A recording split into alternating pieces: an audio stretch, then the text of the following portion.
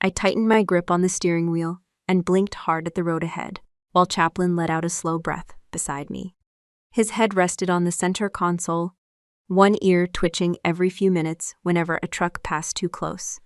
We'd spent 9 months moving between secure facilities, temporary housing, and military transport schedules that changed faster than weather forecasts.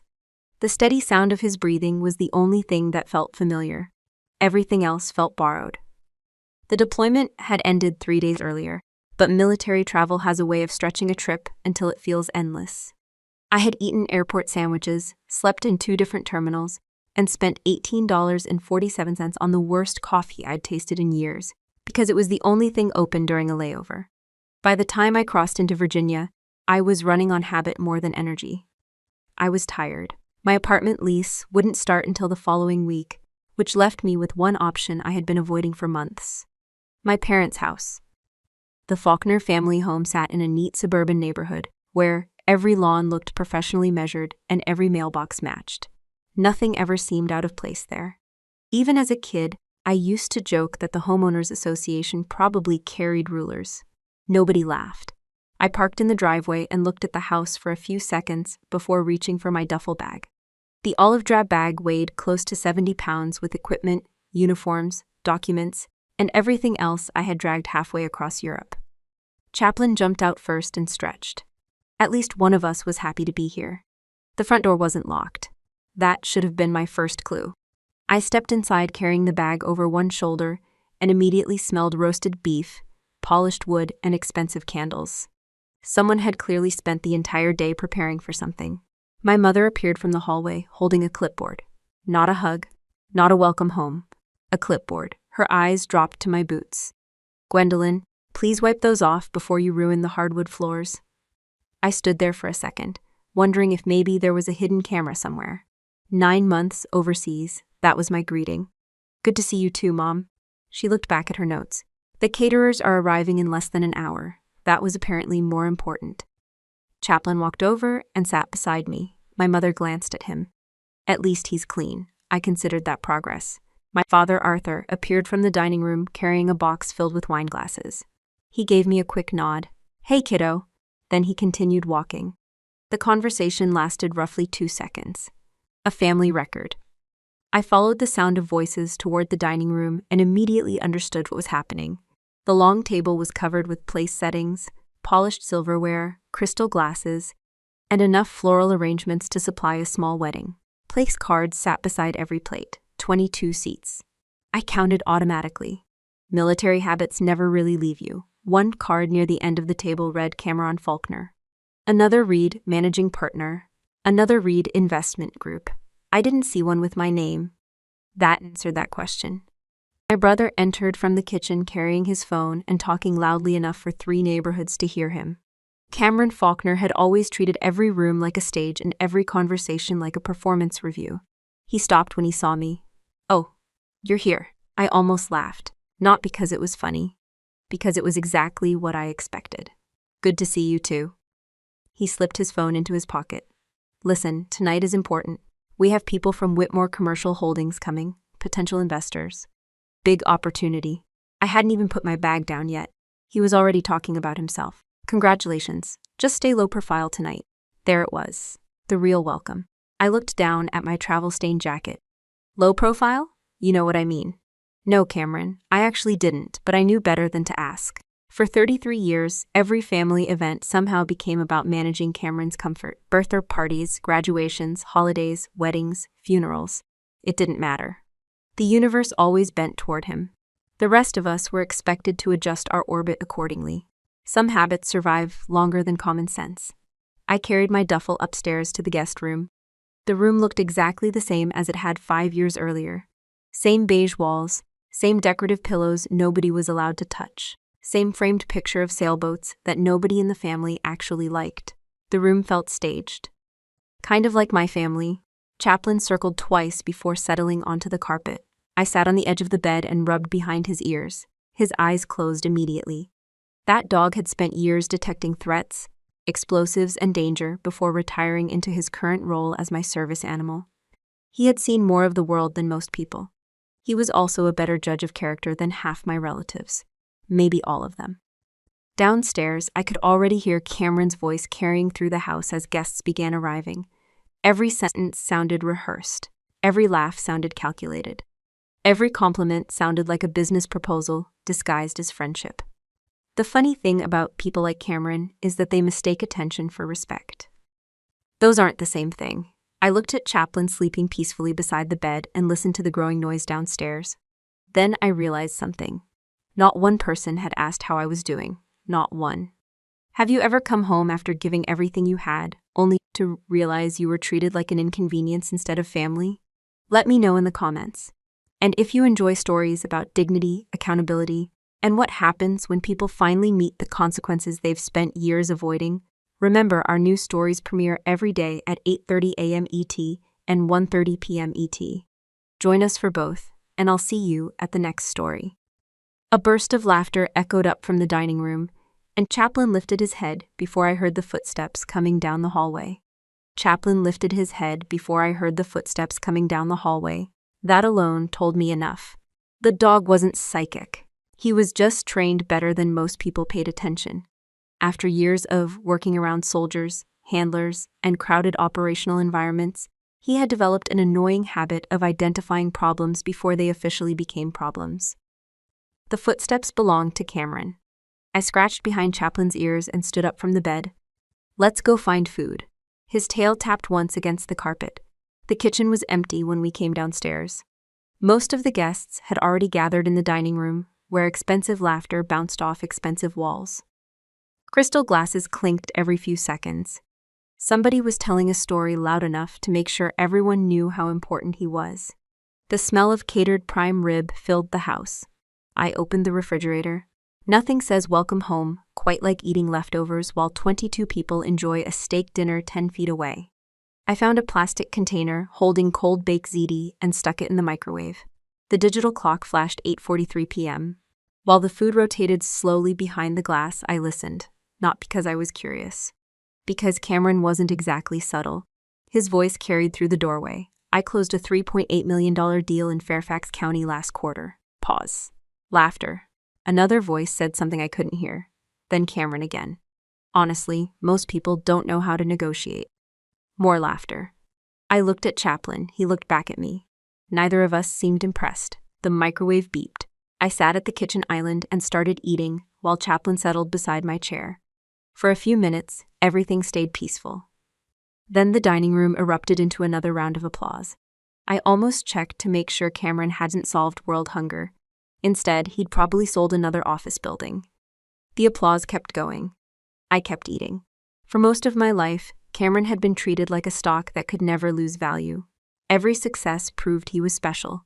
Every failure somehow became someone else's fault. When he wrecked a car at 19, my parents blamed the weather. When he lost nearly $14,000 on a failed investment scheme at 26, they blamed bad advice. When he got into a shouting match with a client that cost his company an account worth 6 figures, they blamed workplace stress. There was always an explanation, always an excuse, always a rescue team. Meanwhile, I learned a different lesson: handle your problems, fix your mistakes, keep moving. Nobody was coming to save me. Honestly, it turned out to be the better deal. Chaplin suddenly stood, his ears angled toward the dining room. I followed his gaze. A few seconds later, Cameron appeared in the doorway carrying an empty wine bottle. His smile disappeared the second he noticed me. The performance had ended. Still hanging out in here? He asked. I took another bite. Still hosting dinner? His jaw tightened. Tiny victory. He walked to the wine rack near the pantry and grabbed another bottle. A label from Napa Valley. Probably somewhere around $180.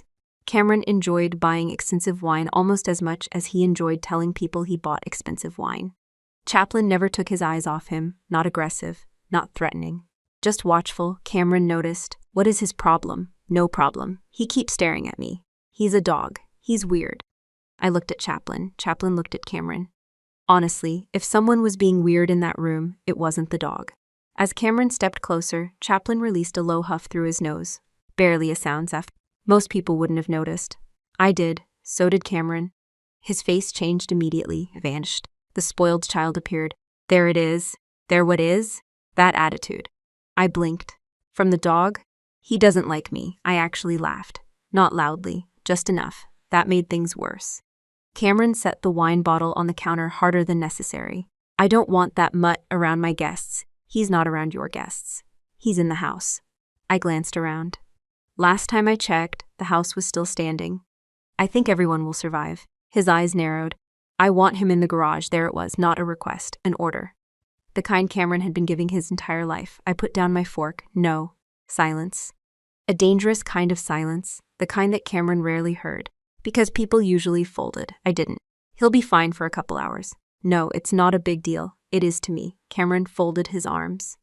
I could practically hear his ego stretching. Seriously, Gwen. I nodded toward Chaplin. He's a registered service animal. So he stays with me. He rolled his eyes, the same eye roll he'd been using since middle school. I swear military people make everything dramatic. I didn't respond. That seemed to bother him more than arguing, he continued. You guys spend a few months overseas and suddenly everything is trauma. Still nothing. His smirk grew. I mean, come on. Half the people I know work harder than soldiers. That one almost earned a response. Almost. Instead, I took a sip of water. The look on his face suggested he wanted a fight, wanted an audience, wanted another opportunity to be the main character. I wasn't interested in helping. Chaplin quietly moved closer to my chair. Not scared, protective. Cameron noticed that too. His expression darkened further. For a second, I saw something underneath the performance. Not confidence, not success. Something smaller, something insecure. The problem with people who spend their lives being told they're exceptional is that eventually they start demanding proof from everyone around them. And when they don't get it, they become angry. The dining room erupted with laughter again. One of the guests called Cameron's name. His public face returned instantly, like flipping a switch. He grabbed the wine bottle, but before leaving, he pointed toward Chaplin. One way or another, that dog won't be ruining my night. Then he walked back toward the dining room. The smile returned before he reached the doorway. The transformation was impressive. Psychologists would probably have a fancy term for it. I had a simpler one: practice. Chaplin remained standing long after Cameron disappeared. I watched him for a moment before my phone vibrated in my pocket. One message, nothing urgent. The sender was my commanding officer. Colonel Brennan wasn't the type to send unnecessary texts, so I stepped into the hallway where I could hear myself think. The message was simple. A travel reimbursement form had been processed incorrectly, and finance needed one additional confirmation number before releasing $1,842.60 in pending payments. Typical military paperwork. You could survive deployment and still get ambushed by accounting. I typed a quick response. 30 seconds, maybe less. Then I heard it. A sharp yelp. Every muscle in my body locked. That sound didn't belong in a safe house. It didn't belong anywhere. I spun around and ran toward the foyer. The scene hit me instantly. The front door was open. Rain blasted through the entrance. Chaplin was outside. Cameron stood in the doorway. His hand was still extended as if he'd just finished pushing something. Or someone. For a split second, nobody moved. Then Chaplin slipped on the wet front steps, trying to regain his footing. That broke the freeze. I rushed forward. What the hell are you doing? Cameron stepped directly into my path. The door slammed behind him. Rain hammered against the glass. He stays out there. I stared at him. You put him outside? Until the guests leave. I moved again. He blocked me, not violently, not enough to leave evidence, just enough. The kind of move people make when they've spent their entire lives testing boundaries. Move, no. His voice dropped. You need to learn some respect, Gwen. Respect. That word always showed up when Cameron wanted obedience, never accountability. Never mutual consideration, just obedience. Outside, Chaplin stood in the rain looking toward the house. He wasn't barking, he wasn't scratching at the door. He was waiting for instructions. Years of training, years of trust. Years of believing I'd come back for him. And he was right. I stepped toward the door again. Cameron blocked me again. Behind him, voices drifted from the dining room. A few guests were beginning to notice something was happening. Good. Let them. What is wrong with you? I asked. His jaw tightened. You embarrassed me. I actually blinked. By bringing him. He's my service dog. He's a dog. There it was. The entire Cameron philosophy condensed into 2 words. If something mattered to someone else, it automatically mattered less. The foyer light ripped that off the glass. Outside, water streamed down Chaplin's black coat. The temperature had dropped fast since sunset. I knew exactly how cold it felt because I'd come in from it less than an hour earlier. I looked past Cameron. My parents had appeared from the dining room. Of course they had. Whenever Cameron created a problem, they eventually arrived, usually carrying excuses. My mother folded her arms, not concerned, not shocked, just annoyed, as if this interruption had arrived at an inconvenient time. My father looked tired. That was his favorite role. Tired. Never responsible, just tired. Dad. I kept my voice level. Tell him to open the door. Arthur sighed. Actually, I was asking him to solve a difficult geopolitical conflict. Gwendolyn. The moment he used my full name, I already knew where this was going. Tell him to open the door. It's only for a little while. I stared at him. Outside, lightning flashed somewhere beyond the neighborhood. Rain intensified against the windows. Chaplin didn't move, neither did I. Arthur rubbed the bridge of his nose. Don't make a scene. There it was, the family motto. Not fix the problem, not do the right thing. Not protect what's vulnerable. Just avoid discomfort. Don't make a scene, Gwendolyn, he said. Just let your brother have his night. The words landed harder than Cameron's actions. Because Cameron being selfish wasn't surprising. Cameron had been Cameron for 36 years. My parents were the surprise. Or maybe they weren't. Maybe I had simply spent too many years hoping they'd eventually choose differently. A memory flashed through my head. Middle school. Cameron crashed my bicycle into a fence while showing off to his friends. My parents bought him a replacement tire. For my bike. Because he felt bad. High school. He borrowed my car and returned it with a dent. Dad paid for repairs and told me not to be dramatic. College. He maxed out a credit card. Mom called it a learning experience. Every story ended the same way. Cameron acted. Someone else absorbed the consequences. Tonight was no different. Except this time, the thing suffering wasn't me. It was sitting in the rain, waiting. My mother finally spoke. Honestly, Gwen, you're overacting. I looked at her. Then at the storm outside. Then back at her. The silence lasted long enough to become uncomfortable. Good. Let it.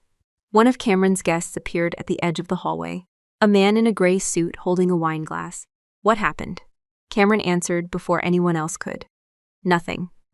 The guest looked outside. His expression changed slightly. Not enough to challenge Cameron. Just enough to notice. That's the thing about decent people. Even when they stay quiet, you can usually tell when something feels wrong. The guest awkwardly disappeared back into the dining room. Cameron smirked. He thought he had won. He thought this was about authority, about control, about proving that his house rules mattered more than anyone else's needs. The storm rattled the windows. Chaplin finally shifted his weight. Not because he wanted to leave, because he was cold. I saw the tremor run through his body, eyes small, almost invisible. But I saw it, and something inside me settled. Not anger, not panic. Something quieter, something colder. The argument was over. I simply hadn't informed anyone yet. I looked directly at Cameron, then at the deadbolt beside the door, then at Chaplin, standing alone in the rain. And for the first time that evening, I stopped caring whether anybody in that house approved of what I did next. I reached past Cameron and grabbed the handle. He immediately stepped closer. What are you doing? I didn't answer. I turned the handle, opened the door. A blast of cold air hit the foyer. Rain sprayed across the hardwood floor. My mother gasped like I'd damaged a museum exhibit. Cameron just had the floors refinished. That was her concern. Not the dog, the floor. I stepped outside. Behind me, someone complained about the weather. Someone else complained about the draft. Nobody mentioned Chaplin. Not one person. The rain soaked through my jacket almost instantly. Water ran down the back of my neck and into my shirt. My boots sank into the soft ground beside the walkway. Chaplin took 3 quick steps toward me. I dropped to one knee. The moment my arms wrapped around him, I felt the shaking. Not fear, cold. His entire body trembled against mine. I buried one hand into the thick fur around his neck and held him close. It's okay. His breathing slowed slightly. You're okay. Years earlier, in places most people would never willingly visit, that dog had stayed beside me through mortar alarms, security incidents, 12-hour shifts, and enough stress to fill a lifetime. Now he was standing in freezing rain because my brother wanted to impress a group of investors. The irony was almost funny. Almost. I stood and guided him toward the front door. That was when I heard it. The slam. Heavy oak, solid impact. The sound echoed through the storm. I stopped, looked up, the door was closed, locked. A second later, I heard the deadbolt turn. Click. The foyer light glowed behind the decorative glass panels. Cameron stood there smiling. Not a huge smile, not a movie villain smile. Just the small, satisfied grin of someone who believed he'd finally put another person in their place. I walked toward the door. Chaplin stayed beside me. Inside, Cameron folded his arms. My parents appeared behind him. Nobody moved toward the lock. Nobody looked embarrassed. Nobody looked shocked. My family looked comfortable, as if this made sense. As if this was normal. Cameron mouthed something through the glass. I read it easily. Learn your place. Then he turned away, just like that. The foyer emptied. The audience had left. I stood there for several seconds staring through the rain-streaked glass. The old version of me might have pounded on the door, might have yelled, might have demanded an explanation. But military service teaches you something important. Emotion is information, not instructions. The moment emotion becomes your commander, you're already losing. I took a slow breath, then another. Then I began inventorying the situation, a habit, a useful one. Chaplain. Safe, cold but safe. Truck keys. Right pocket. Good. Phone. Still with me. Good. Military identification. Not good. Wallet. Not good. Medication. Not good. Spare clothes. Not good. Everything important was inside my olive-drab duffel bag sitting upstairs in the guest room. The same bag Cameron had effectively decided to keep. I almost laughed. Not because anything was funny. Because Cameron thought he was holding my luggage hostage. The reality was significantly worse. That duffel bag contained a Department of Defense ruggedized, encrypted laptop. A government-issued machine designed to survive drops, water exposure, dust, and conditions that would destroy a normal computer. It wasn't classified by itself. What mattered was access. Inside a secured compartment of the bag were authentication materials and access credentials connected to systems that absolutely did not belong in civilian hands. Everything was regulated. Everything was tracked. Everything had procedures attached. Lots of procedures. The kind Cameron had never bothered learning, because rules were usually things that happened to other people. Rainwater dripped from my hair. Chaplin pressed against my leg. Inside the house, I could see movement through the windows. Guests continued eating. Servers continued working. Wine continued flowing. The networking dinner continued as if nothing unusual had happened, which was actually impressive. Most people would at least pretend to be uncomfortable. Apparently, Cameron's guests specialized in selective blindness. I walked toward the driveway, not quickly, not dramatically, just calmly. My truck sat exactly where I'd left it. The same truck I'd purchased 3 years earlier with deployment savings and approximately 600 pages of military paperwork. The driver's door opened. Warm air greeted me after I started the engine. Chaplin climbed into the back seat. I grabbed the emergency thermal blanket stored behind the rear bench. Every military person I know carries random gear in their vehicle. Mine looked like a mobile survival catalog. Flashlights, first aid kits, extra batteries, water, blankets. Enough supplies to survive a minor apocalypse. Or a family dinner. I wrapped Chaplin carefully. He immediately settled down. The heater blasted warm air through the cabin. After several minutes, the shaking began to stop. Good. I sat behind the wheel watching the house. A large picture window revealed Cameron entertaining guests again. Laughing, talking, performing. He looked victorious. That was the remarkable thing. He genuinely believed he had won something. My phone buzzed. A weather alert. Flash flood advisory. I dismissed it. Then I looked at the house one last time. Not with anger. Not even with disappointment. Just clarity. For years, I had kept hoping my family would eventually see me differently. Not as backup. Not as the responsible child.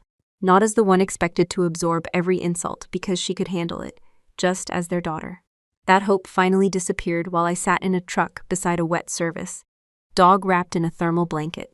And strangely enough, losing that hope felt lighter than carrying it. I shifted the truck into drive. The headlights swept across the front of the house. Nobody came outside.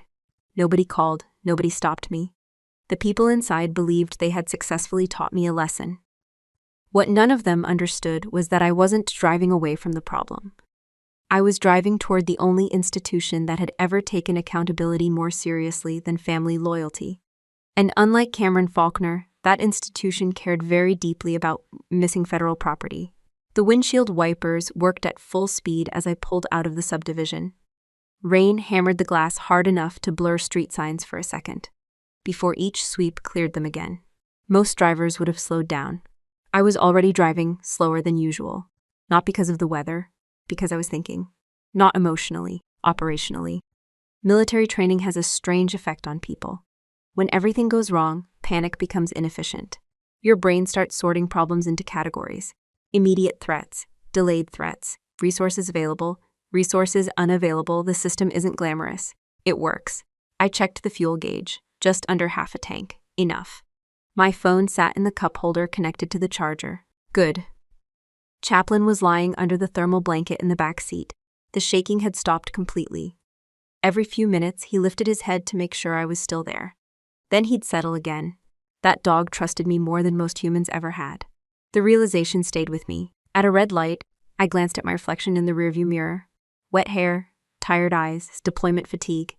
Rainwater still drying on my collar. I looked less like a returning military officer and more like someone who had lost an argument with a swimming pool. Somehow that made me laugh. A short laugh. The kind people produce when they're too exhausted to care anymore.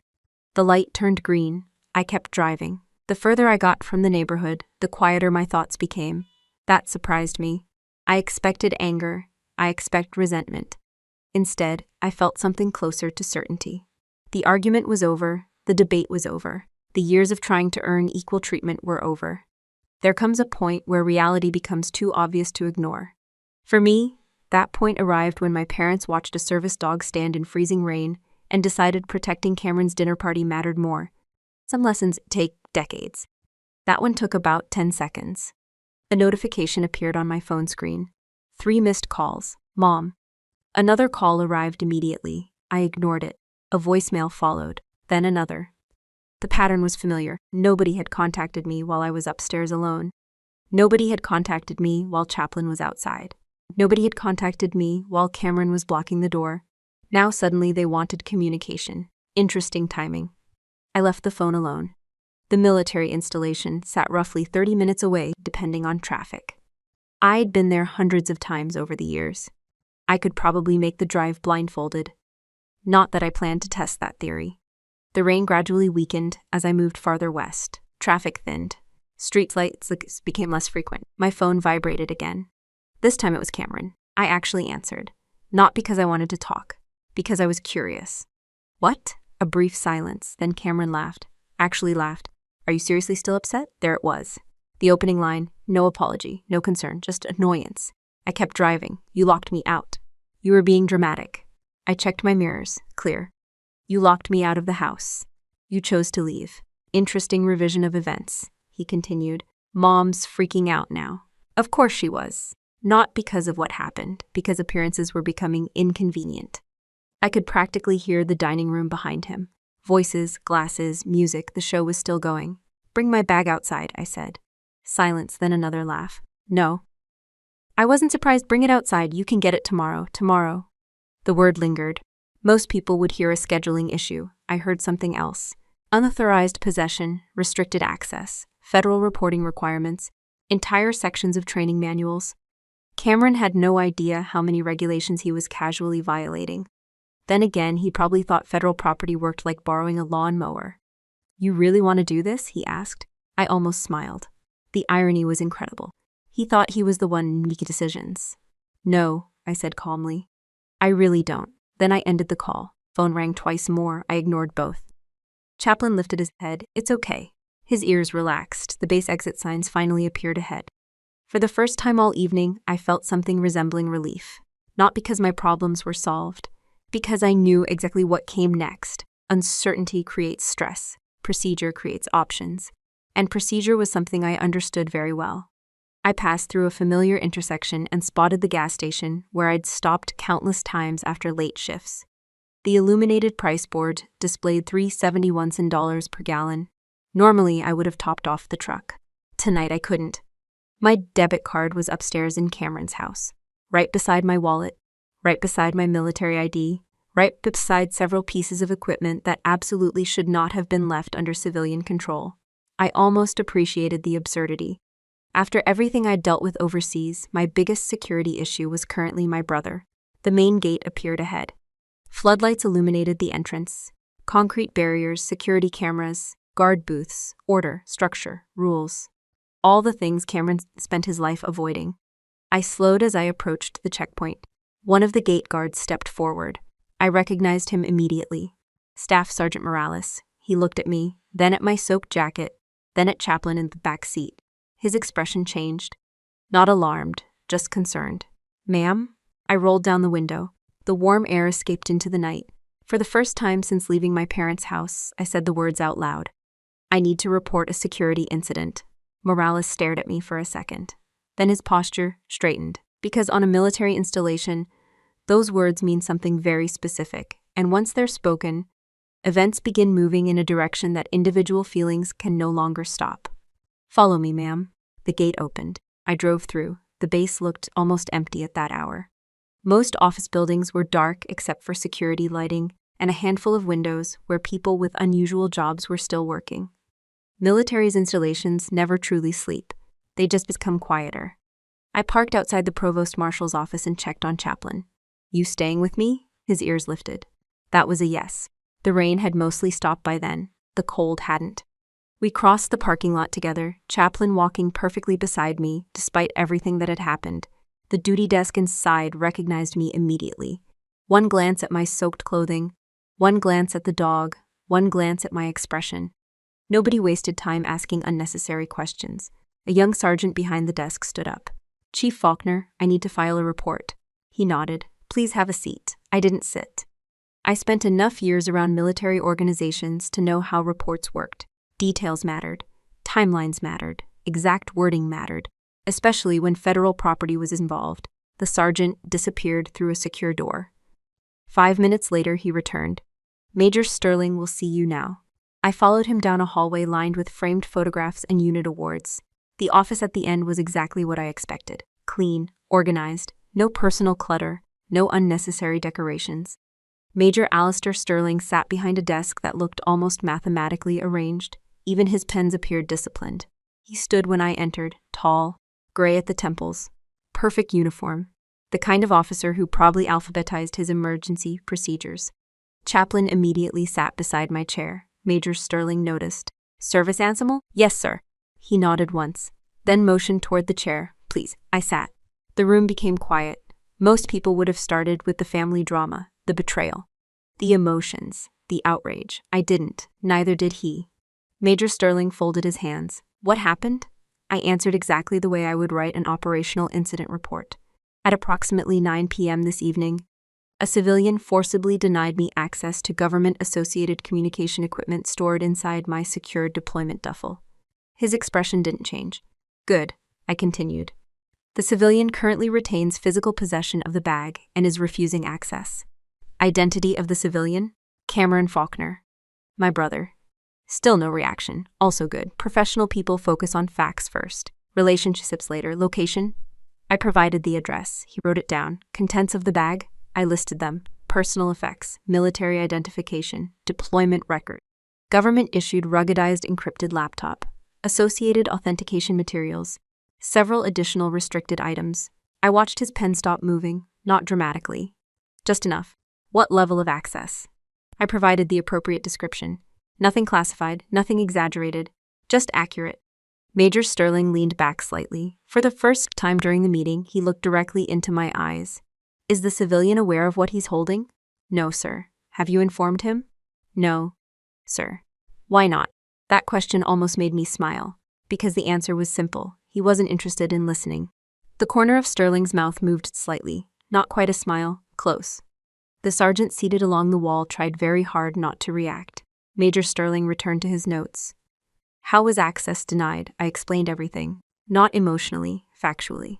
The service animal, the removal from the residence, the locked door, the refusal to return property, the follow-up phone call, the continued refusal, no embellishment, no speeches, no family history, just events. When I finished, the room became quiet again.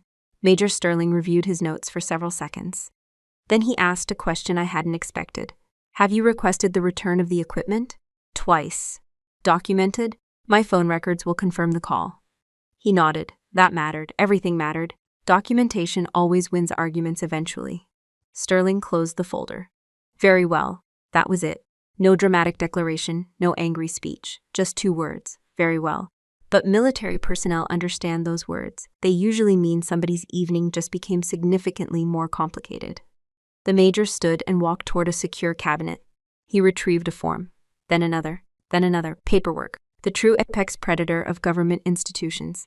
He returned to the desk. The sergeant received several instructions, names, case numbers, procedures, notifications. Everything happened quietly, no raised voices, no urgency, just professionals doing their jobs, which is far more dangerous than panic. Panic makes mistakes, procedure rarely does. About 20 minutes later, another officer entered the room carrying additional documents.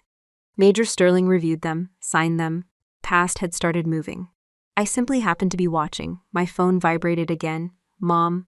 Again, then Cameron. Again, then Mom, then Cameron. I silenced the device.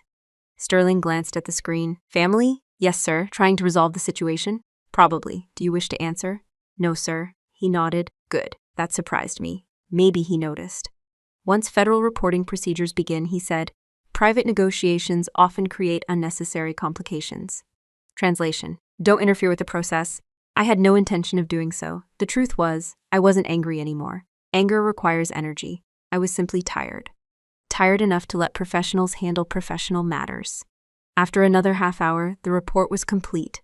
Copies were transmitted, notifications were sent, verification procedures were initiated. Everything happened exactly the way regulations required. No more, no less. As I stood to leave, Major Sterling looked at me. Chief Faulkner, sir, you did the correct thing. 3 simple words. For some reason, they landed harder than anything else that night. Maybe because nobody in my family had ever said them. I thanked him. Then I walked out with Chaplin beside me. The hallway felt quieter now. Not because the situation was resolved, because it had moved beyond me. The moment I filed that report, the issue stopped being a family conflict. It became a federal matter, and federal matters have a unique characteristic. They do not care about excuses. They do not care about family dynamics. They do not care about who usually gets away with things. They care about facts. I stepped outside into the cold night air and looked across the base. Somewhere back in suburban Virginia, Cameron was probably still entertaining investors and congratulating himself on winning an argument. Meanwhile, inside the provost marshal's office, case numbers had been assigned, notifications had been generated, and multiple people were now professionally interested in recovering government property. The difference between those two realities was enormous. The dangerous part was that only one of us understood it. 48 hours later, Cameron found out. I wasn't standing on the street when it happened. I wasn't hiding around the corner waiting for revenge. I wasn't watching through binoculars or refreshing social media. By Sunday morning, I was back on base handling paperwork, recovering equipment records, and answering questions from people whose jobs required documentation for everything. The story reached me later through official reports, security footage shared by neighbors, and a surprisingly detailed statement from one of Cameron's former investors. The picture that emerged was remarkably clear. Sunday had started exactly the way Cameron wanted, which, in hindsight, made everything even worse. He was hosting a post-event brunch at my parents' house. According to one witness, there were 12 guests, including several investors from Whitmore Commercial Holdings and representatives from 2 regional development firms. Cameron apparently wanted to celebrate the networking dinner and discuss future business opportunities. Nothing says confidence like scheduling a victory lap before checking whether you've actually won. The weather had cleared. The lawn looked perfect. The catering company had returned with pastries, fruit trays, coffee stations, and enough expensive food to convince everyone they were successful. At 10:15 a.m., the first SUV appeared. Most people in the neighborhood assumed it belonged to a visitor. Then the second one arrived. Then 2 sheriff's cruisers turned onto the street. That changed the mood. Neighbors noticed immediately. People always notice law enforcement, especially in neighborhoods where the biggest weekly emergency is usually someone putting the recycling bin out on the wrong day. According to the reports, several guests were standing near the dining room windows when the vehicles stopped in front of the house. One investor reportedly asked, "Is somebody in trouble?" Nobody laughed. 2 military police SUVs, 2 sheriff's vehicles, 4 uniformed deputies, several MPs, and Major Alistair Sterling. That combination rarely delivers good news. The front door opened before anyone knocked. My father had apparently seen the vehicles arrive. Arthur stepped onto the porch first, confused, concerned, still believing this was probably some kind of misunderstanding. The deputies asked a simple question. Does Cameron Faulkner reside here? Arthur answered yes. Major Sterling stepped forward, professional, calm, holding a folder. The same way he'd held folders in his office. The same way surgeons hold scalpels. Not emotionally, precisely. A few seconds later, Cameron appeared. Witnesses described him as smiling. Of course he was smiling. Cameron treated every interaction like a sales meeting. He probably assumed somebody important had arrived. Then he saw the uniforms. The smile apparently weakened. Not much. Just enough. Major Sterling identified himself, presented credentials, presented documentation, then presented a federal seizure warrant. That was the moment everything changed. Several guests stepped outside. Others gathered behind the foyer. My mother appeared, still wearing the outfit she'd probably spent 2 hours selecting. One witness later described her expression as completely confused. That sounded accurate. According to the report, Cameron laughed, actually laughed, not because he found anything funny, because that was, as always, his first defense mechanism. Dismiss, minimize, charm, deflect. The Golden Child Survival Kit. What is this?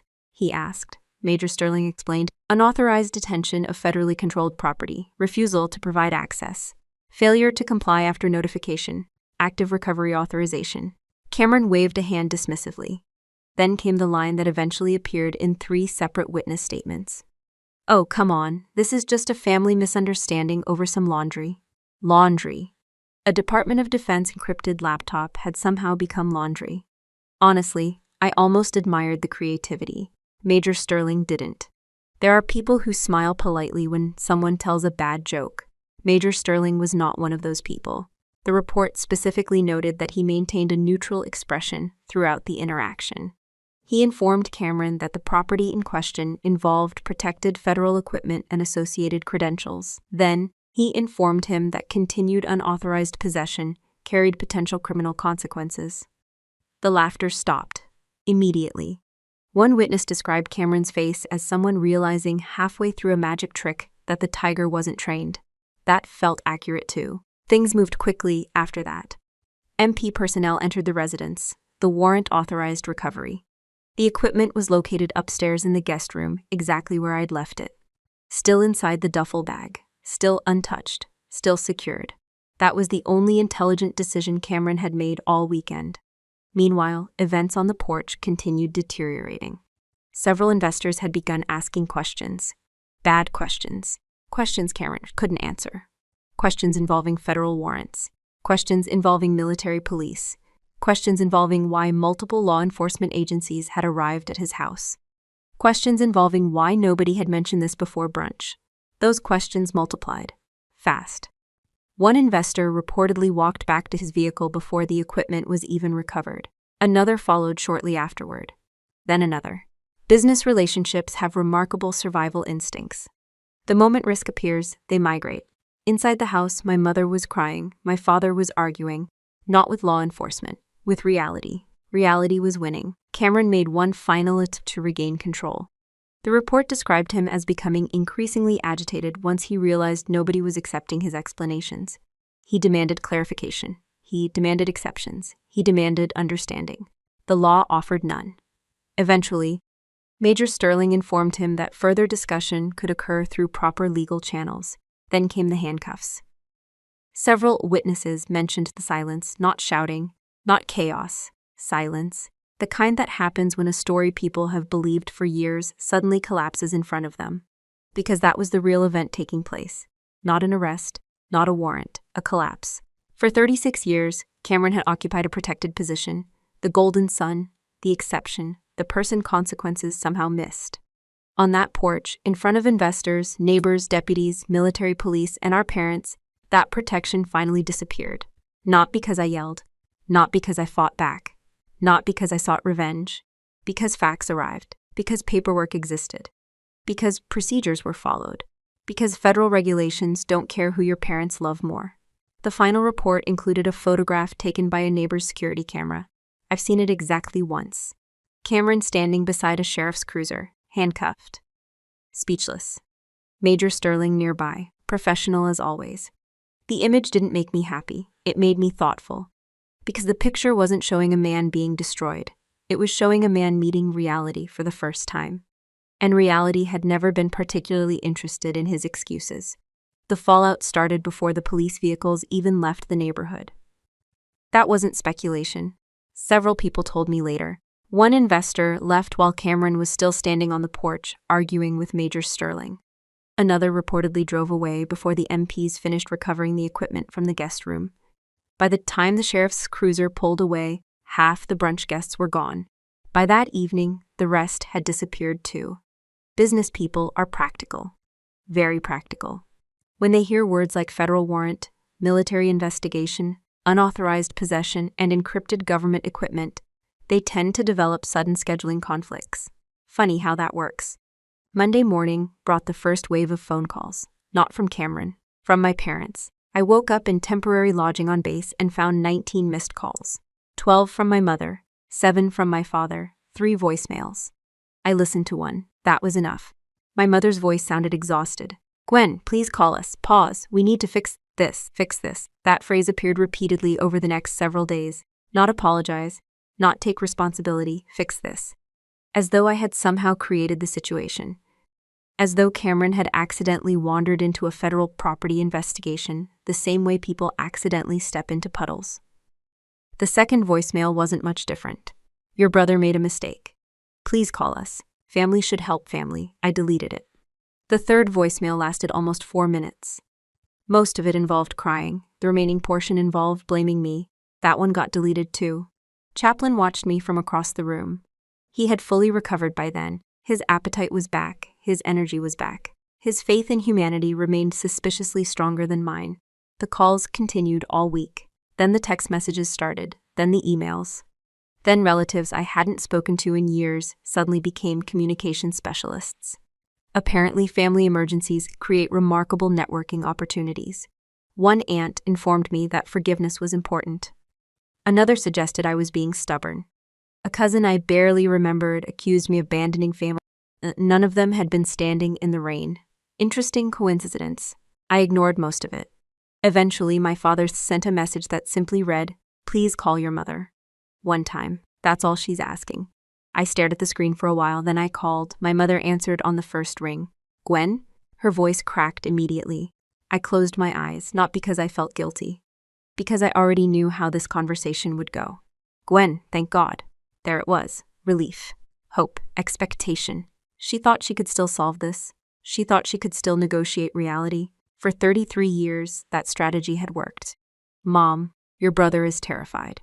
I remained silent. His lawyer says I stopped her. "Mom." Another pause, longer this time. Then the question arrived. The real reason for the call.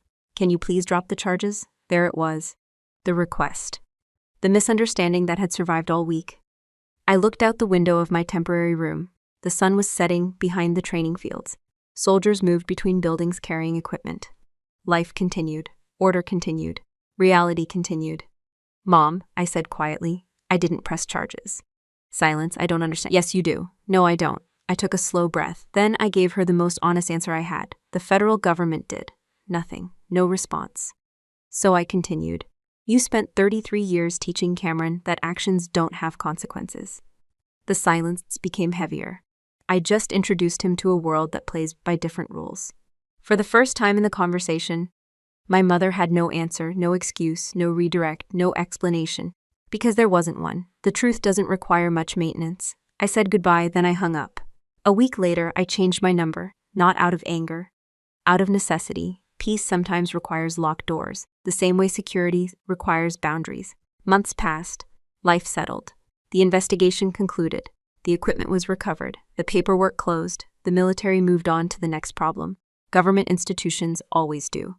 Meanwhile, I rented a small cabin about 15 minutes from the base. Nothing fancy. 1 bedroom, small kitchen, front porch. A monthly rent of $1,287 that somehow felt more valuable than houses 3 times its size. Because nobody there expected anything from me. Nobody demanded explanations. Nobody required me to absorb consequences that belonged to someone else. It was quiet. Wonderfully quiet. One afternoon, several months after everything happened, I sat on that porch holding a cup of coffee. Chaplin slept beside my chair. The sun warmed the wooden boards beneath our feet. Somewhere in the distance, I could hear lawn equipment from another property. A bird landed near the edge of the porch railing. Ordinary sounds. Ordinary moments. The kind of moments people overlook until they've spent years living without them. My phone sat untouched beside me. No missed calls, no emergencies. No family crises, just silence. Good silence, healthy silence, the kind that lets you hear your own thoughts again. For a long time, I believed revenge meant winning, making someone suffer, making them understand your pain, making them regret what they did. I don't believe that anymore. Because the truth is simpler. The greatest revenge isn't destroying the people who hurt you. The greatest revenge is reaching a place where they no longer control your peace. Cameron lost investors. He lost credibility. He lost the protection he'd relied on his entire life. Those were consequences, but they weren't my victory. My victory was sitting on a quiet porch with a sleeping dog at my feet and realizing I wasn't angry anymore. Not because I forgave everything. Not because I forgot. Because their chaos could no longer reach me. The storm ended a long time ago. I was just finally standing somewhere dry. I spent a long time thinking about what actually happened that weekend. Not the storm, not the warrant, not the handcuffs. Those were just the visible parts. The truth is, if you're listening to this story and thinking it's about a bad brother, I understand why. Cameron did plenty of things that deserve criticism. He was selfish. He was arrogant. He treated people like supporting characters in a movie where he was the star. But after a few months, I realized something uncomfortable. Cameron wasn't the whole problem. He was the final product. The real story started long before that storm. It started with a family that confused love with permission. That's a distinction I wish more people understood. When Cameron crashed my bicycle as a kid, my parents protected him from consequences. When he damaged my car years later, they protected him again. When he lost money, someone rescued him. When he offended people, someone explained it away. When he made mistakes, someone softened the landing, every single time. Now, before anybody misunderstands me, I'm not saying parents should be harsh. I'm not saying families should abandon each other when life gets difficult. That's not the lesson. The lesson is that helping someone and protecting them from every consequence are two completely different things. One teaches responsibility, the other teaches entitlement. A lot of people never notice the difference until it's too late. I didn't see it clearly when I was younger. I just knew there seemed to be two sets of rules in our house. One set for Cameron, one set for everybody else. Back then, I thought the unfairness was the problem. Today, I think the unfairness was actually hurting him more than it hurt me. Because every time my parents removed a consequence, they also removed an opportunity. An opportunity to learn. An opportunity to grow. An opportunity to develop humility. Life teaches lessons whether we want them or not. If parents don't allow small consequences, eventually life introduces larger ones. And life is a much harsher teacher. That's what happened on that Sunday morning. The federal government didn't destroy Cameron. The federal government simply refused to protect him from himself. There's a difference. One of the messages I receive most often comes from parents. Many of them tell me some version of the same story. My son keeps making bad decisions. My daughter never takes responsibility. My adult child blames everyone else. I usually ask myself the same question. How often has someone else been carrying the consequences for them? Because consequences are how human beings learn. Touch a hot stove, you learn. Miss a deadline. Break someone's trust, you learn. Make a reckless decision, you learn. The lesson isn't always pleasant, but it works. The problem starts when somebody constantly steps between a person and the result of their own behavior. Eventually, that person begins believing consequences are optional. That rules are flexible.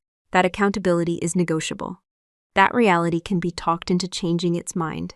Reality rarely agrees, and this doesn't only apply to parents. It applies to marriages, friendships, business partnerships, workplaces, families, everywhere. Sometimes people call it loyalty. Sometimes they call it kindness. Sometimes they call it keeping the peace. But if you're constantly cleaning up another adult's mess while they continue creating new ones, you aren't solving the problem. You're feeding it. I know that's not always easy to hear, especially for good people. Good people often have a strong instinct to help. I understand that instinct. I spent years operating that way myself. The military teaches teamwork, responsibility, looking after the people around you. Those values matter. But there's another lesson people rarely talk about. Helping someone stand back up is different from carrying them forever.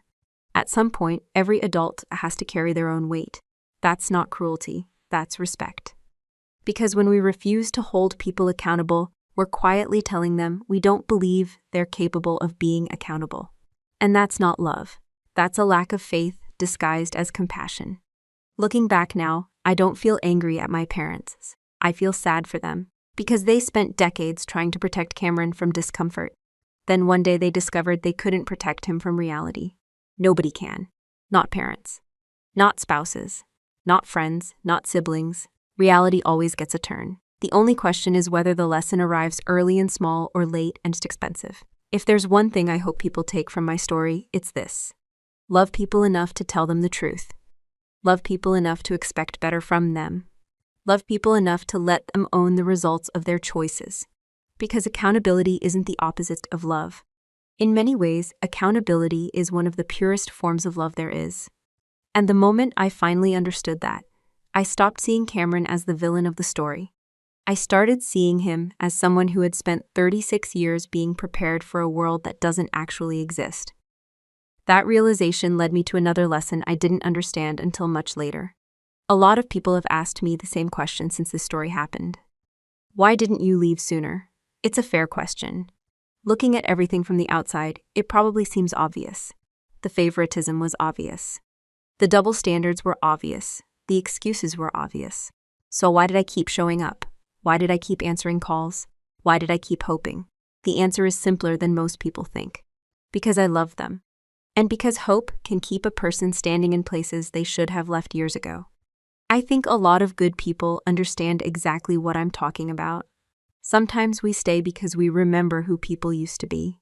Sometimes we stay because we keep focusing on their potential instead of their behavior. Sometimes we stay because we've invested so much time that walking away feels like admitting defeat. And sometimes we stay because we're afraid of what other people will think. Families have a unique way of creating that pressure. People will tell you family is everything. People will tell you blood is thicker than water. People will tell you that forgiveness solves everything. What they rarely tell you is that some relationships become unhealthy long before they become obvious. The unhealthy part doesn't always start with screaming. It doesn't always start with cruelty. Most of the time, it starts with small things. Small excuses. Small dismissals. Small moments where your needs become less important than someone else's comfort. One of the reasons I stayed connected to my family for so long was because none of the individual incidents seemed big enough on their own. A comment here, a broken promise there, an unfair decision, an excuse, a dismissal. Each one seemed manageable, each one seemed forgivable, and honestly, many of them were. The problem wasn't a single event. The problem was the pattern. Patterns tell the truth that individual moments often hide. That's something I wish more people understood. When somebody apologizes but never changes, pay attention. When somebody keeps creating the same problem, pay attention. When somebody repeatedly shows you that your feelings matter less than their convenience, pay attention. People reveal themselves through repetition, not speeches, not promises, not emotional conversations, repetition. For years, I believed that if I worked hard enough, achieved enough, and proved myself enough, things would eventually change. I thought maybe one more promotion would earn respect. Maybe one more accomplishment would create equality. Maybe one more sacrifice would finally be noticed. A lot of responsible people fall into that trap. We believe effort solves everything. Usually that's a strength. Sometimes it's a weakness, because there are situations where effort isn't the missing ingredient. Reality is.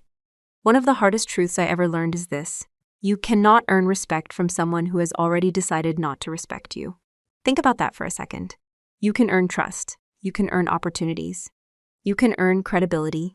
You can earn success. But respect requires willingness from both sides.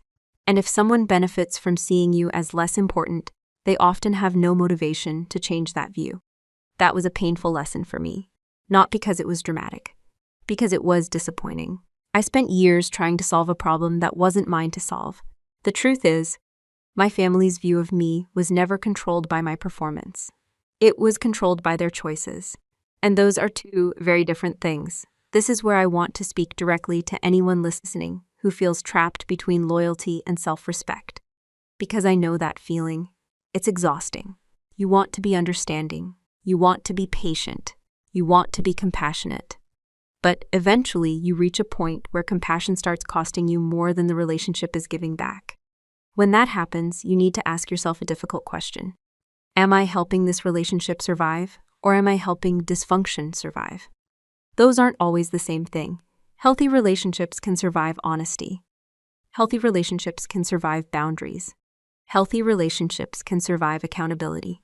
If a relationship falls apart the moment you stop accepting mistreatment, then the relationship wasn't being held together by love.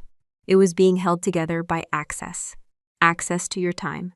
Access to your energy. Access to your patience. Access to your willingness to tolerate things other people wouldn't. That realization changed my life, because once I understood it, I stopped viewing boundaries as punishment. Boundaries aren't punishment, they're information. They're simply a way of telling people what behavior has access to your life and what behavior doesn't. That's all. Nothing more, nothing less. And contrary to what some people believe, creating distance doesn't automatically mean you hate someone. Sometimes distance is simply the healthiest available option. Sometimes it's temporary. Sometimes it's permanent. Every situation is different. But nobody should feel guilty for protecting their mental well-being. Nobody should feel guilty for refusing to participate in a cycle that never changes. And nobody should feel guilty for recognizing that loyalty becomes dangerous when it requires abandoning yourself.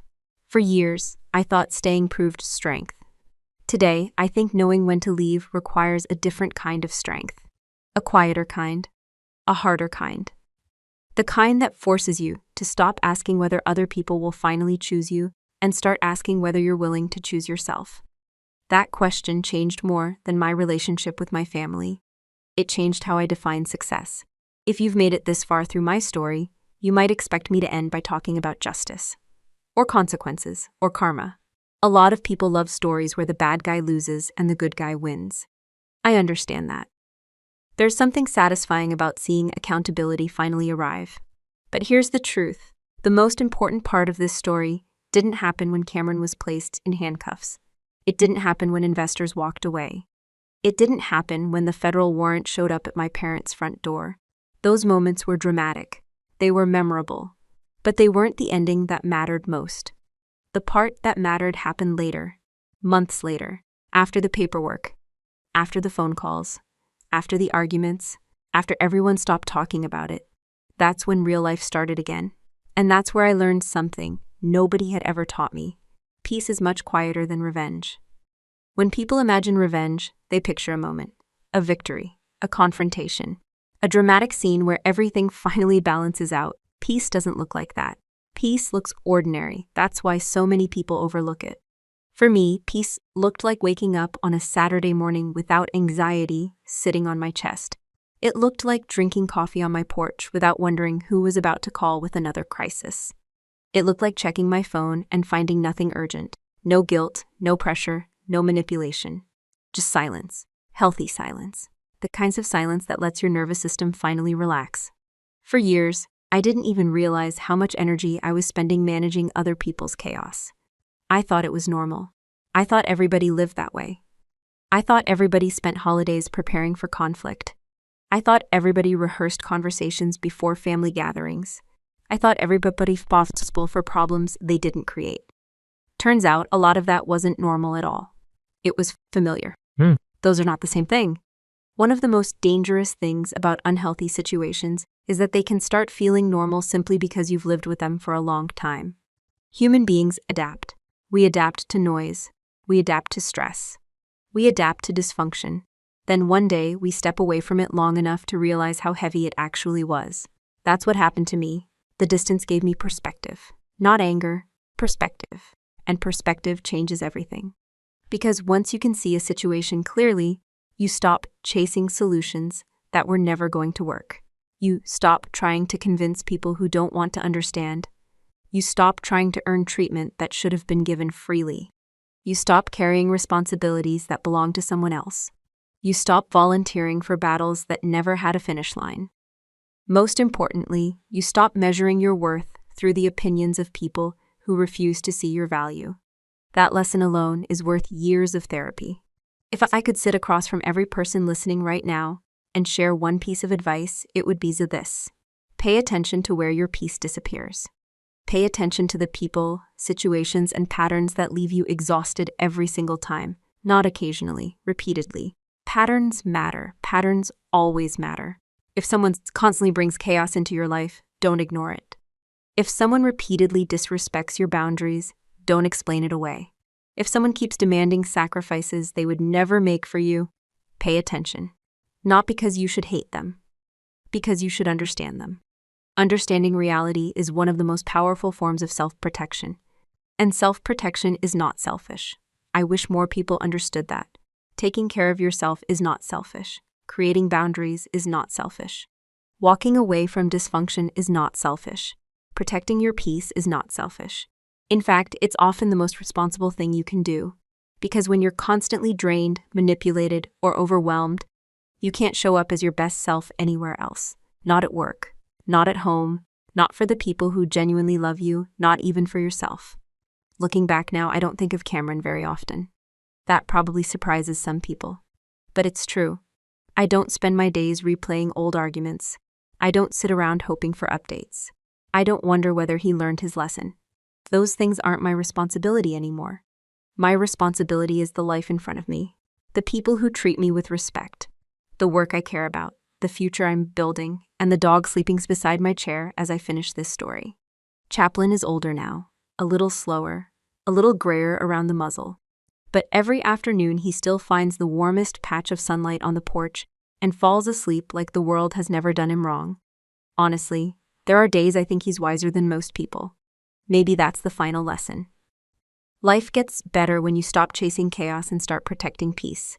Life gets better when you stop trying to fix everyone and start taking responsibility for yourself. Life gets better when you understand that dignity isn't something another person gives you. It's something you choose. Thank you for spending this time with me and hearing my story all the way to the end. If this story helped you see a relationship differently, think about accountability differently, or value your own peace a little more, I'd love to hear your thoughts in the comments. And if you enjoy stories that go beyond drama and focus on real-life lessons, personal growth, and the consequences of our choices, please subscribe to the channel. We share new stories every day at 8:30 a.m. ET and 1:30 p.m. ET. Join us for the next one. Until then, take care of yourself, protect your peace, and remember that the strongest thing you can do isn't always fighting back. Sometimes it's simply refusing to let chaos move in with you.